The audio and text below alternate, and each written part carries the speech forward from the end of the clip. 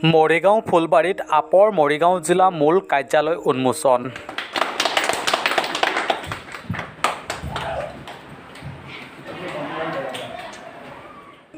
আজি মৰিগাঁও জিলা আপৰ দলীয় প্ৰাৰ্থীৰ বাবে নতুন ঠিকনা মৰিগাঁও ফুলবাৰী।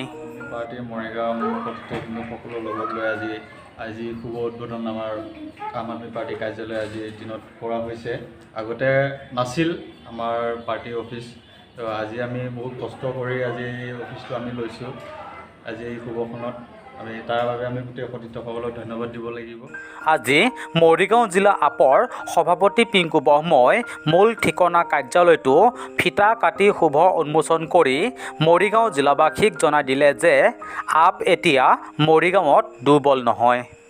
আজি মৰিগাঁও ফুলবাৰীত আপৰ নতুন ঠিকনা কাৰ্যালয়টো শুভ উন্মোচন কৰা কাৰ্যসূচীত উপস্থিত থাকে সাংগঠনিক সম্পাদক ঋতুনাথ, সম্পাদিকা ৰূপজ্যোতি শইকীয়া, সহ সম্পাদক ৰিংকুমণি ডেকা, উপসভাপতি নিখিল ডেকাৰাজা, প্ৰচাৰ সম্পাদক বিকাশ পাটৰৰ লগতে বহু বিষয়ববীয়া উপস্থিত থকা পৰিলক্ষিত।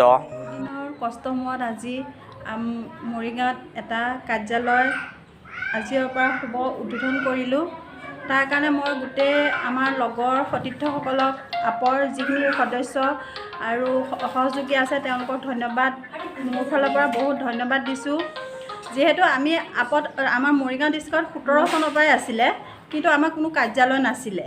কিন্তু নতুনকৈ আজি আমি বহুত কষ্টৰ মূৰত আমাৰ সম্পাদক মহোদয় আৰু মোৰ লগৰ সতীৰ্থসকলক লগ লাগি এইটো আমি কাৰ্যালয়টো ঠিক কৰি আজিৰ পৰা লৈছোঁ।